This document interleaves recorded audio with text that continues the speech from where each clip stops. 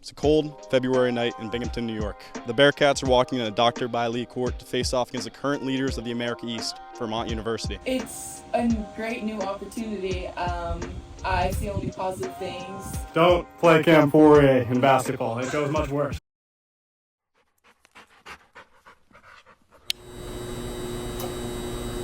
Hello and welcome to episode 37 of the Shoutouts Hour. Today I am joined by number 10 of the Binghamton Bearcats, Fauria. Cam, you and me went to high school. This is your second time being back on the Shoutouts Hour. Happy to be back. Yes, happy to have you back. You might notice we're in a little bit of a special climate right now, a little bit of a special environment. Fauria's original home basketball court. Taking us behind the scenes should be very exciting. So, Cam, how have you been doing? I've been good. I just finished my sophomore year of college and I'm getting ready to head back actually tomorrow for summer training. So I'm excited. Yeah, going into the junior year now an upperclassman, no more freshman, sophomore. It's time for the big leagues. Yeah, it is. So to start off, how do you plan to going from an underclassman to an upperclassman, being a leader in that locker room? I think changing my mindset a little bit more. I feel like I've already seen so much growth from my freshman to sophomore year and becoming that leader. But junior year is like you said, I'm an upperclassman now, so I just think I have to hold myself accountable. I have to hold my teammates accountable and just growing in every aspect of the game, on the court, off the court, and really developing relationships with my teammates and coaches because we have new coaching staff as well. So I think that's really important, just, growing together as a whole team. Yes, this year just introduced head coach Mary Grimes coming into the program. Yeah. This is your second time now between high school and in college having a coaching change. Yeah. How do you view this time? I think it's a great new opportunity. I see only positive things coming from it, and I'm excited to see the changes she makes and people she brings in. I think right now it's just all about trusting coaches and trusting teammates. Yeah. I did a little bit of research on Coach Mary Grimes before. Last year, led Lemoyne College to a 14-2 in-conference record in the Northeast 10 Conference, ended up making the university's first ever Women's National Invitation Tournament appearance. What does that success mean to a player, having that coach come to your program? It means everything because she shows that through that she shows how good of a coach she is, and with the success that she's had, it just only makes me more excited to see what she's going to do with the team. Well, I came into this interview like a bull kind of coming into a china shop. Got too excited there, Cam. I am going to set the scene for everyone. Make sure that you leave a like down in this video. Subscribe to the video if you want to see more content. Cam, really appreciate you coming on.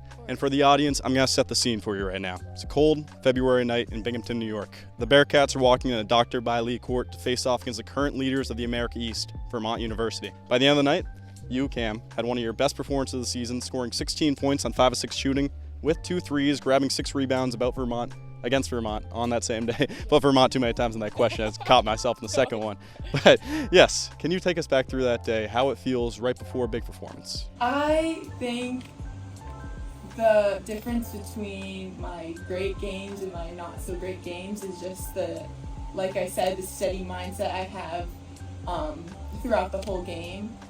There were definitely some mistakes that happened, and I just think that I did a really good job of staying level-headed and really just pushing myself. I mean, that was an amazing win. It was one of my favorite memories with my team last season, just because that was our first time winning against Vermont since I've been at Binghamton. So I think just my mindset throughout that whole game, and then even at halftime, everyone seemed really calm, cool, and collected, and not ready to back down yet. We were ready for that game, and it showed throughout. Everyone had a great game that game. So throughout the years preparing to get to where you are right now, how have you developed that mindset into being able to stay calm in those big moments? I think preparation, and when you do something so much, you kind of have to trust your abilities more and more. So I think practicing, especially, and also I've been getting into yoga more, so I think yoga has helped a lot too.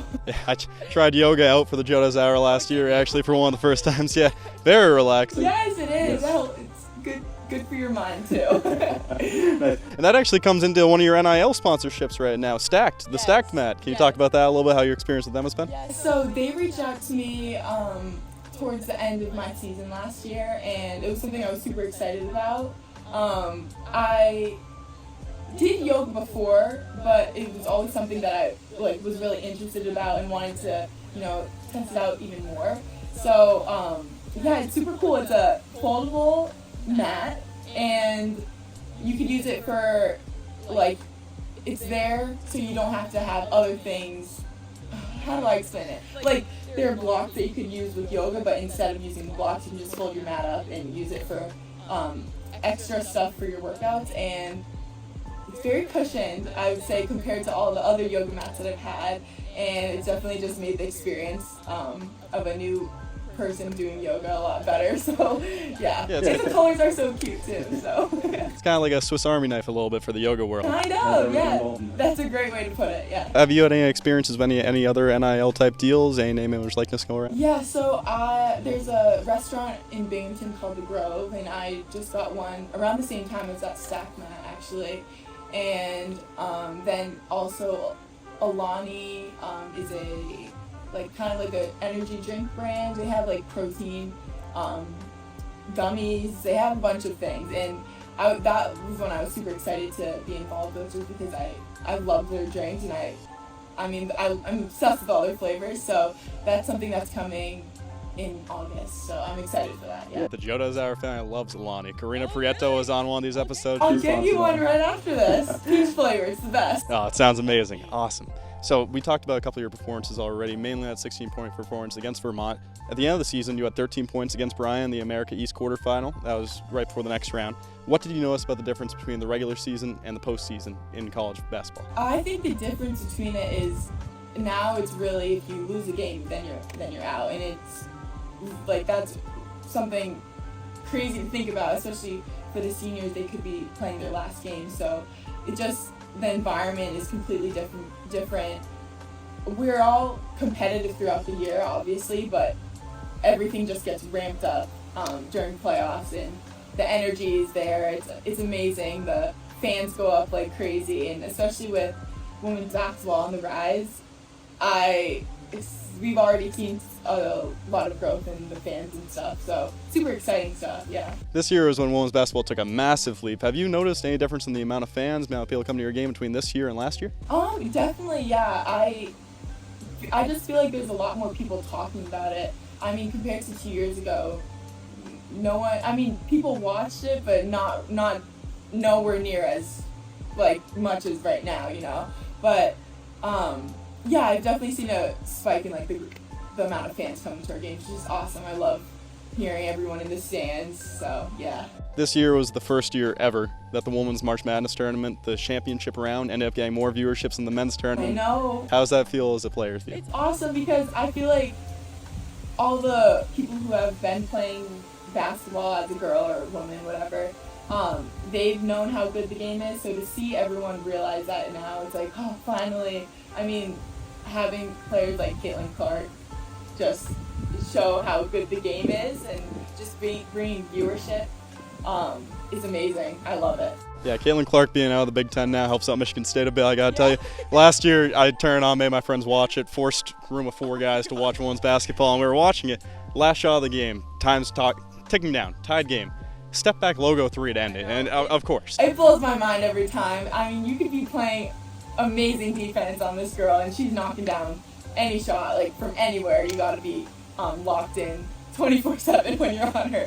No, it changes the game completely. Are there any other WNBA players right now that you've been focusing on, kind of watching a little bit? I'm watching all the college players that I did, or all the players in the WNBA now that I watched in college, like Lexi Hall. She's also one of my favorite players. She played at Stanford. She's on Fever playing with Caitlin Clark now, so I like players like that. She's kind of not really talked about as much, but she does everything, and I love watching her play, yeah.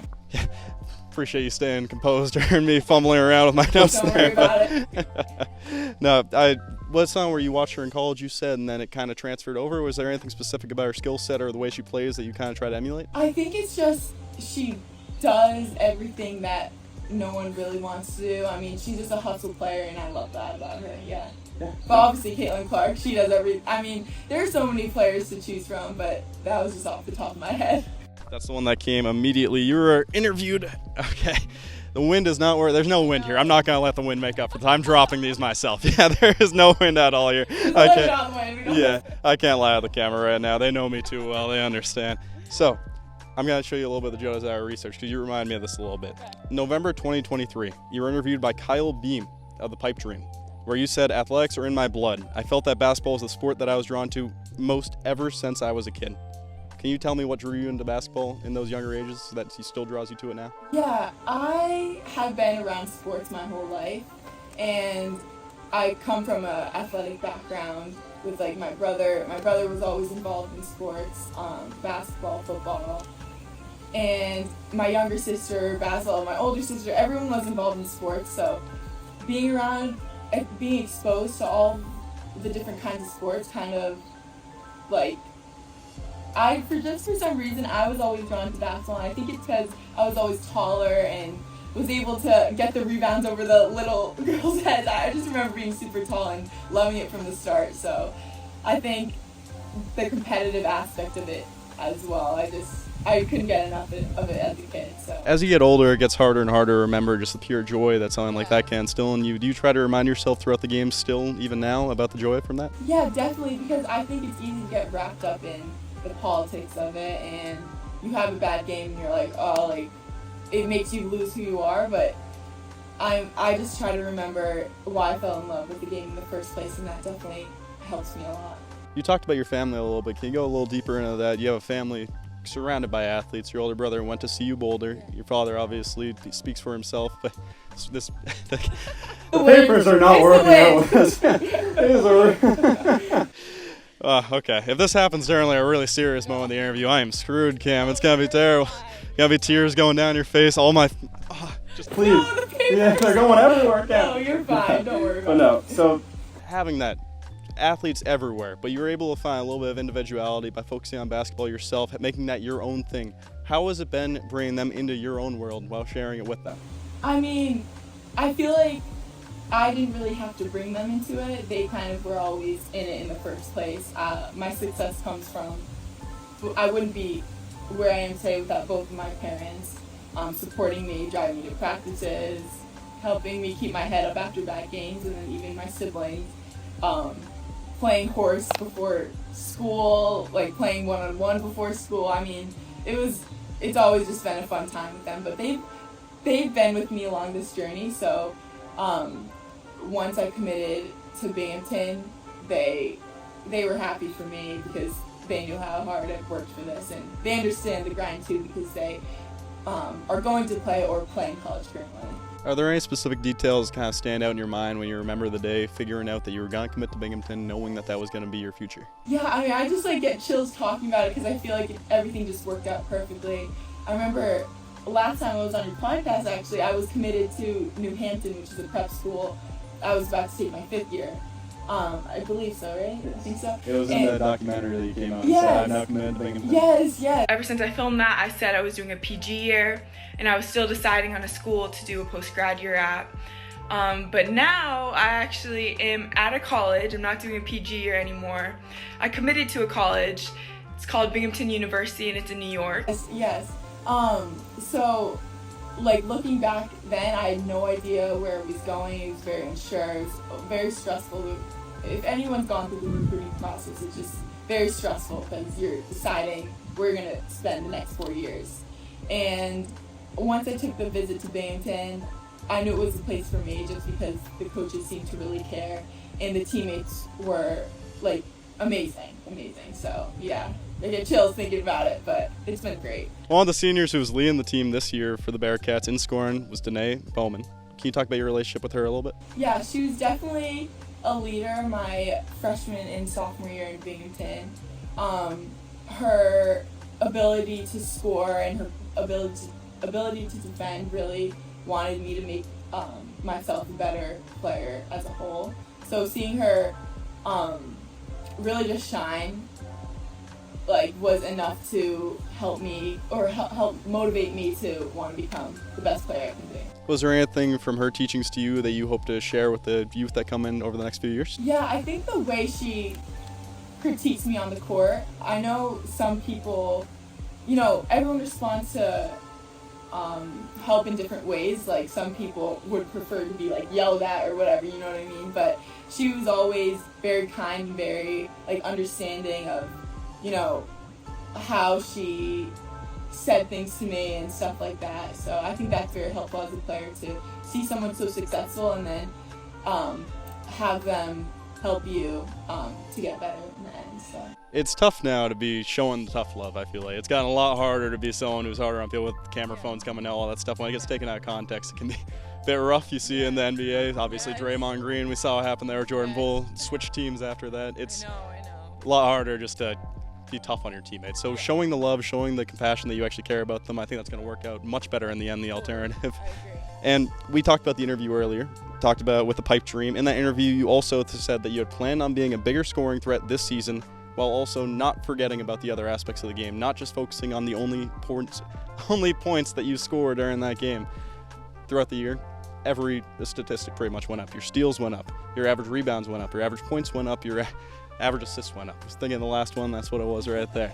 All of those categories went up. You talked about how with your other teammate, you were looking at her defense, her offense, her ability to contribute in all the ways around the court.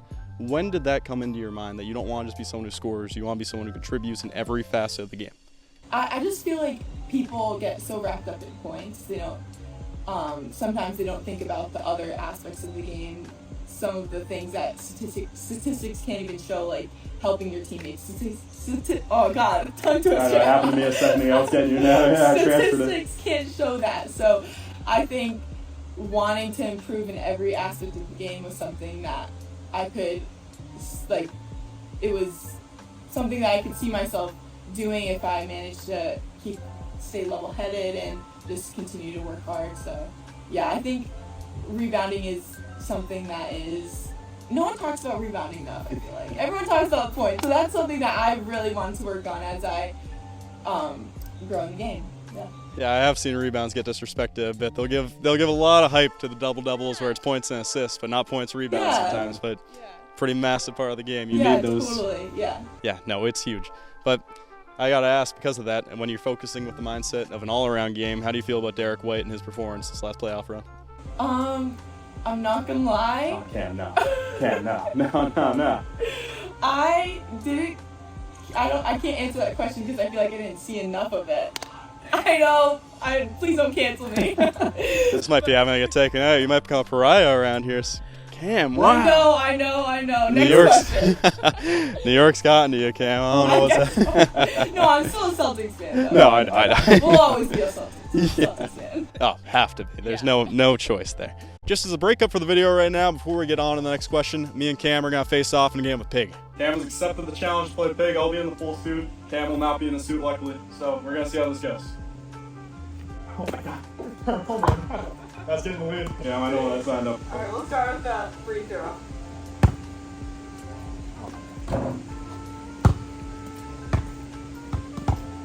Cam, this video's going to exist forever. It's going to be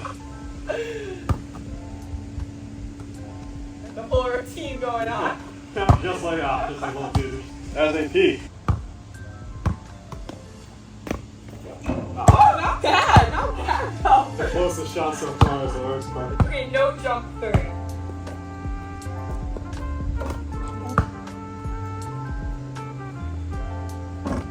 Not bad. Okay, we're taking the jacket off. Yeah, We're going jacket off. Oh my god. Damn, I just got terrified for a second.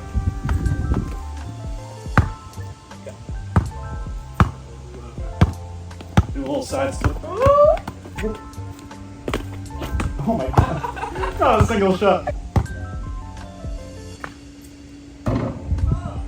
Well, at least give me a chance to make one shot. A small little mid-range. Oh my god. Hey, it's online though. Corner shot for elbow. I gotta stop doing this series. Every episode's just me getting humiliated now. It's even funny.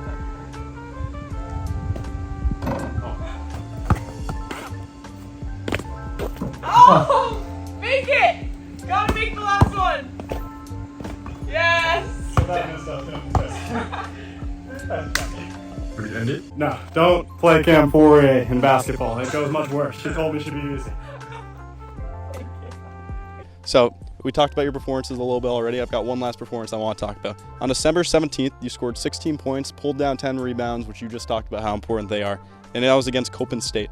After that game, similar to your performance against Vermont on February 3rd, you were interviewed by Chris Whalen of ESPN+. How has your comfortability with the media grown since the last time we've seen you? I think I've definitely gotten more comfortable talking to, people who interview me and stuff. I think being in front of the camera a little bit more and more helps me become more comfortable and more myself instead of a little bit robotic, but yeah, I love interviews. I think they're fun, and I like hearing all the different questions they have to ask and stuff. Yeah. Has there been any type of media training at all at Binghamton? Has that been part of your courses at all, or how has that been? Binghamton doesn't have communications or broadcasting or anything like that. So I think I said this to you earlier, but I was majoring in psychology, didn't want to do psychology anymore for multiple reasons, and then switched to English because they don't have broadcasting, so they don't have any courses that are really like that, but that's something that I'll have to get in internships and stuff, so hopefully along the line I'll be able to do that. Well, you're talking about it right now. Is there any kind of goals for the future? Obviously, I assume WNBA is part of it, but if that course isn't what you take, are you planning on joining media, or what do you hope? Yeah, so actually I don't know if I want to play pro or overseas. I think I might just want to. As tough as that, or as bad as that sounds, I love basketball, but I think I would want to get my career going. But we'll see. I'm always maybe I do, maybe I don't. But I think I want to go into sports broadcasting, similar to what you're doing. I think I just need to get more exposure to it and more practice with it. So yeah, hopefully that's the goal. We'll see where it goes though. It's usually a pretty seamless transition. You're able to give, not just from the fact of the years at college, but since you were a kid, you understand the intricacies of basketball sport. Being a color commentator, they use players every single time because they want someone who knows the in and outs of the game that a broadcaster can't figure out. I think that'd be a really cool path to see you go down. So maybe you guys will see both of us. Yeah, exactly. We could be using the English major. We could be possibly doing a show reviewing books together. Be excited. Yes, it's coming one of these days. I don't know if that makes any sense, but we'll see how it goes. So yeah, you said that you're saying that might be a little bit of bad luck saying that you don't want to go to the WNBA. 150-point game changes that, Cam. Don't put any bets in now. Yeah, if you one night the rim looks as wide as the ocean, you hit 11 threes, I think that your mindset would change on that. But we'll see how it all goes in the end. Two people I want to talk about actually right now: Megan Casey, Kaylon Wilson. Can you talk about your relationship with them? Yeah, Megan Casey. She is in my grade, and I've been rooming with her since freshman year. I would definitely consider her one of my best friends. I feel like we have a lot of chemistry on the court. Whenever we're on the court together, we just play super well, and there's that sense of respect, I think, too, that makes it a lot easier. I think she knows my game, I know her game, so when we play together, it's just great. And then Kaylon Wilson is one of the funniest. Actually both of them are probably one of the funniest. Some of the funniest people I know, sorry. Sometimes in practice we split up, guards the post, and when I'm in the post, she always makes it super competitive, and she's just a super funny and super fun person to be around, so. Having teammates that you can actually get along with, still be friends with, it makes coming into work feel like it's just hanging out with your friends every single day. Yeah, definitely. For Megan, can you talk a little bit more about having someone in your grade, someone that you're connected with that close already, where you know it's not she's going to be leaving in the next year? Yeah, I think we've been through everything together. We moved into our dorms together. We went through the freshman year struggles together. So having that likeness, I guess, makes it really easy to play with her and just hang out outside of basketball too. Always got someone, so you'll never be alone there, which is nice. Always got someone to work with. It's like having a twin. I've always been jealous of people who have twins just because they constantly someone to train against. It's like the Thompson twins who just got drafted. Yes, literally, yes. I feel like if you talk to anyone, they'll say that Meg and I are always with each other on campus walking somewhere. So I guess it's kind of like having a twin. I don't think we look too much alike. No, it's good to have someone that you can be that close with. This one is kind of a whole different category, but I want to ask about it because I've always been interested in this. Spent a significant amount of time in Hawaii each year. What does Oahu mean to you? Family. Whenever I think of Oahu or Hawaii, I just think of family and happiness.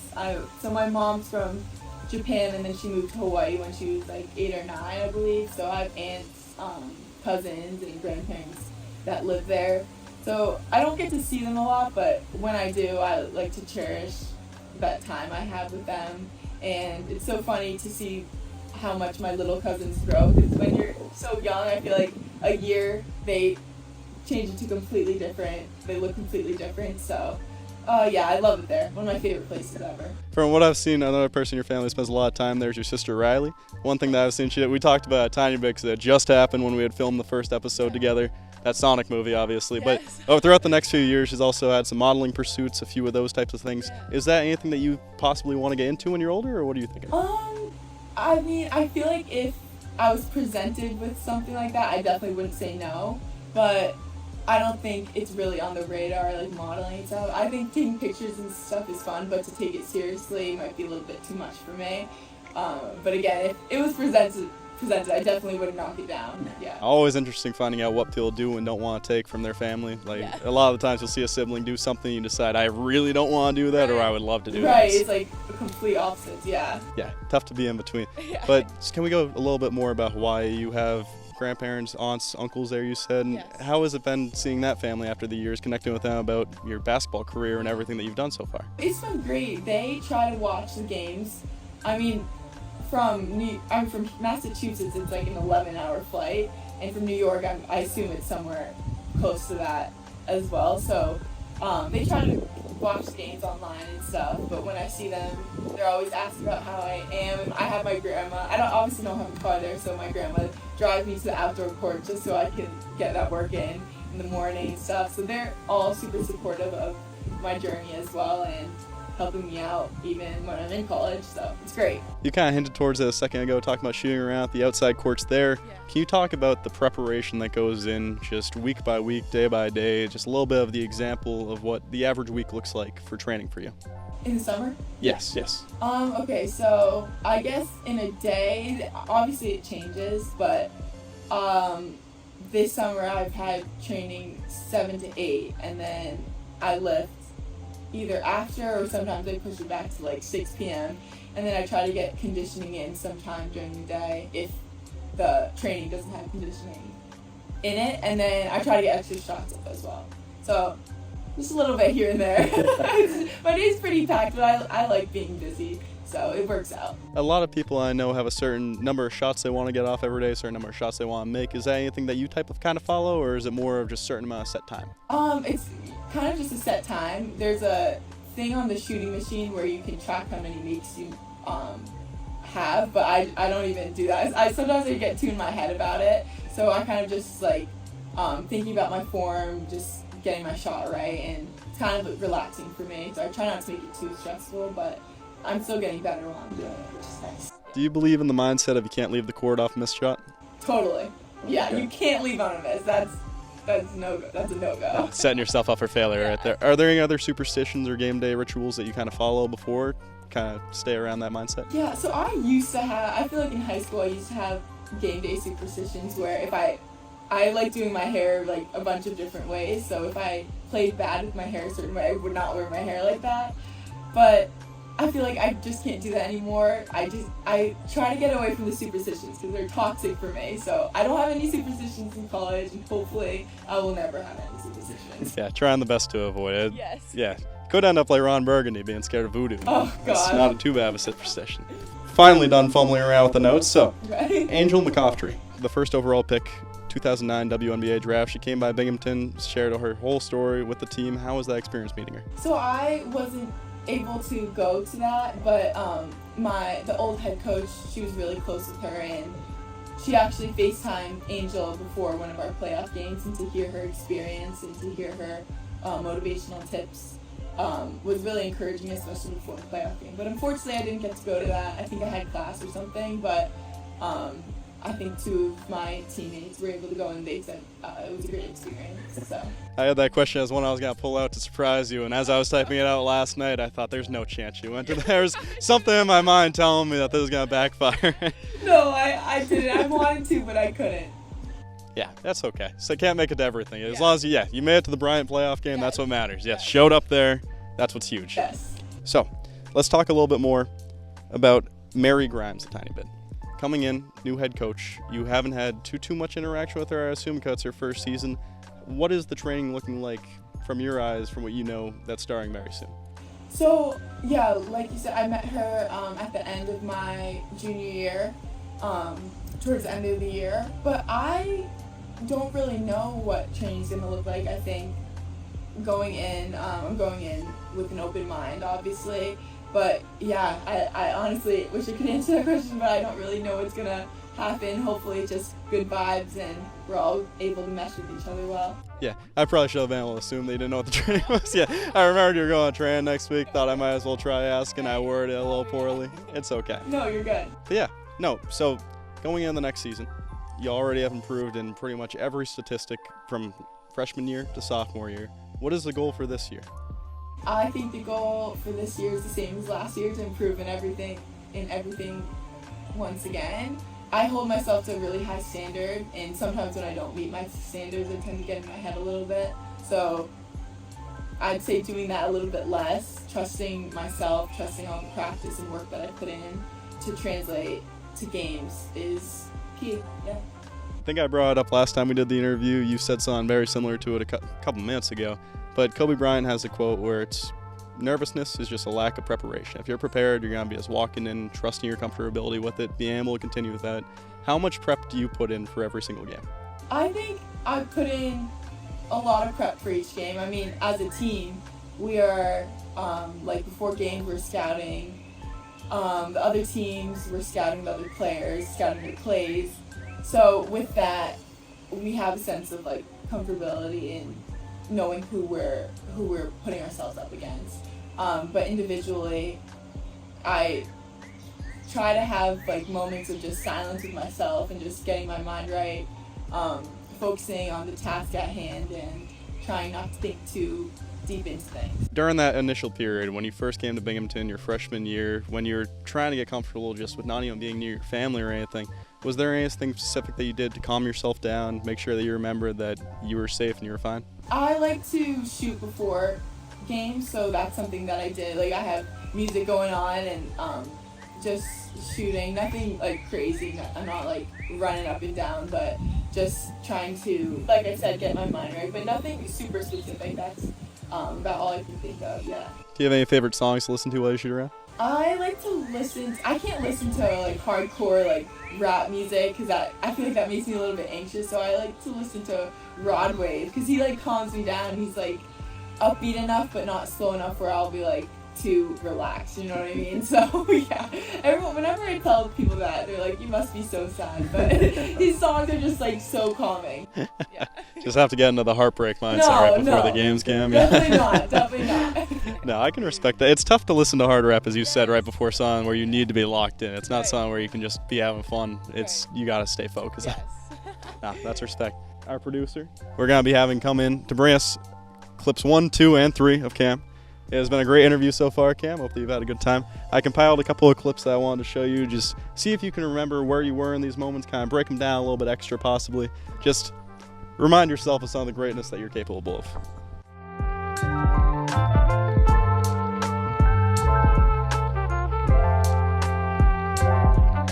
Little Jokic type pass right there, huh? So, working in the post, as everyone can see you doing in that video, you would think that you'd be confined to the post area and you'd be confined to being someone who just puts it off the glass and scores points that way.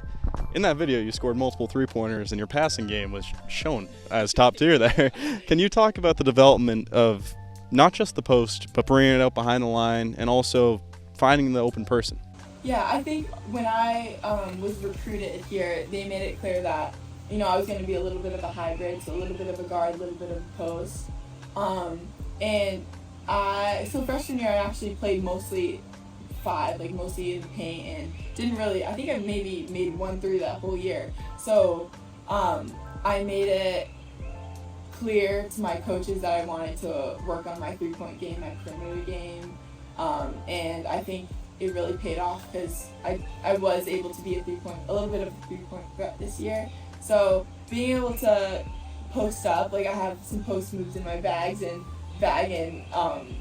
shoot the three is definitely makes my game more versatile and I think a little bit tougher to guard, hopefully. Yeah, versatile is the exact way I was going to put it a second ago. It makes you well-rounded, makes you able to do anything from any area on the court.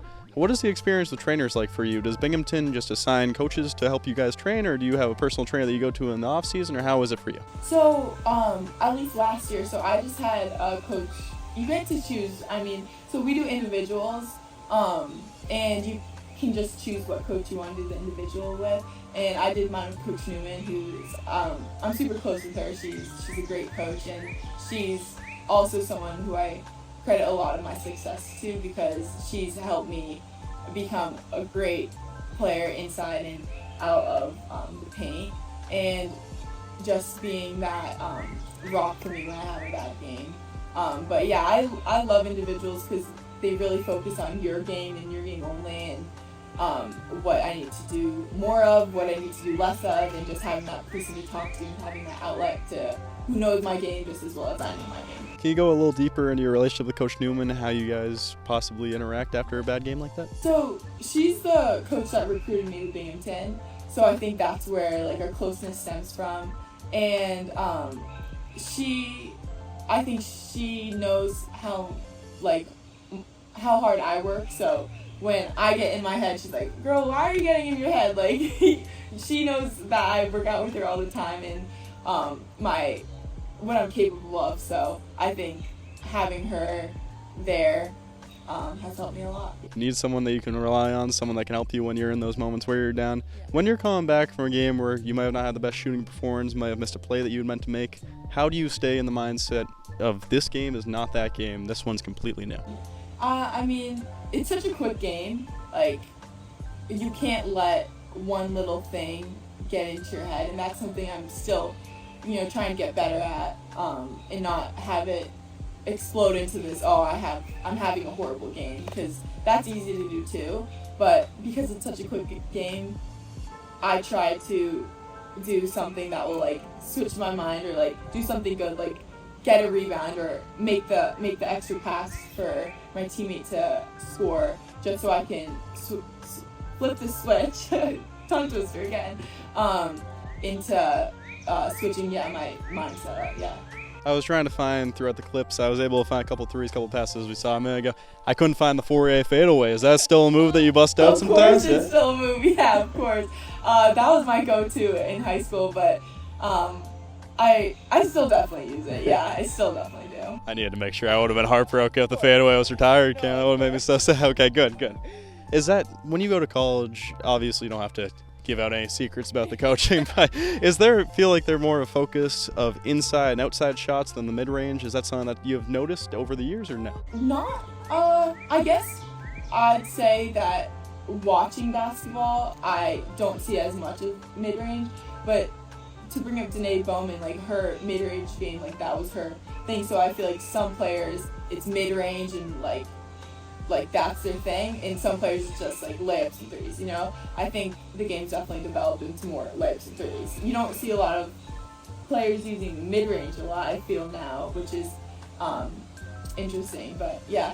But stuff with the mid-range, it looks like the smoothest shot when it goes in too. It always just looks so sweet. When Tatum used to hit his mid-range shots, it was huge. Now, Missoula ball, it makes sense. We won the championship, but it's inside, outside. It's no room for error on the not high efficient shots. But I think college is one of the few areas where it still is alive and still thriving. Definitely. You can even see in the men's game, people will be able to get inside the line, take the shot. Yeah. And it might honestly, because the three line is pretty much mid-range for NBA at that point. Yeah, honestly it could be. They just extended the three-point line for college out my freshman year. So I guess that's kind of newish. But yeah, I don't know. I feel like it's just gonna get further and further as the years go on. We'll see. Yeah. I think so too. There are so many people who thrived off the mid-range for so long too. But I am happy that's not something that you're discouraged against. That is nice to see, because I know in the NBA, you see it. Just mid-range doesn't happen anymore unless your name's DeMar DeRozan. Everyone else just stopped taking the mid-range shots. Right. Yeah. It's sad. It's sad to see. I love the mid-range, the fadeaways from Kobe Bryant, Michael Jordan, all of them. Yeah. Terrible. But it's okay either way. Yeah. At least a good side of it for the growth of basketball, not just from the playstyle sense, but as we talked about earlier, the viewership sense is the WNBA growing so wide, so large. Is there anything that you think is a lot of weight I'm going to put on you? I've done this to too many players in the past, and it's coming back. But are there anything that you think is trending towards the future for the WNBA? Anything that you think is going to be the way that it starts following a certain path? I hope that made sense. If you need me to reword it. I think it's just going to continue to grow. I think the arenas are going to continue to fill up. People are going to continue to have respect for the game. Because for a while it was just the NBA. No one watched the WNBA, but now everyone's watching the WNBA and everyone's watching women's basketball. And yeah, I think it's just going to continue to grow, and we're going to continue to get good things from it. So I actually thought of something that I meant to ask you about way earlier in this interview that I'm actually very interested in. So you're going through the coaching change right now. Your brother Caleb, he went through a coaching change when he was younger, in college still. Have you guys had any conversations about that? Has he helped you with the transition and stuff, or how's that been? Yeah, we've definitely talked about it, and he was just saying, go in with a positive mindset. I feel like I'm saying mindset so much in this interview, but it's such an important thing to focus on and be the hardest worker. So that's what I'm going to try to do. And for your brother, it worked out. He ended up having Coach Primetime as his coach. Had multiple superstars coming over to the school. Walked up by Lil Wayne. It's not too bad of a year. Crazy. Can really hope the grime regime takes over, but hope the grime regime takes over. Yes. Hope that the school year is just excellent for you, Cam. Before we wrap this up, this has been a great interview. I have had an amazing time so far. Would you like to give any shout-outs, any looks towards the future, anything at all that you would like to give to the audience? Shout out Binghamton. Shout out Binghamton women's basketball. Can't wait to see how the season goes. Well, from Shamrocks to Bearcats to Spartans, this has been Jodez, joined by Cam Fauria for episode 37 on the Jodez Hour. Thank you all so much for watching. I really hope that you enjoyed. Make sure you like the video, share it if you can. I will see you again in episode 38. They've done, like, Khalif Raymond, who's with the Lions. They did Dwayne Casey, who's Pistons coach, as well as Raptors coach, championship winning. I don't remember a time, honestly, where he wasn't in my life.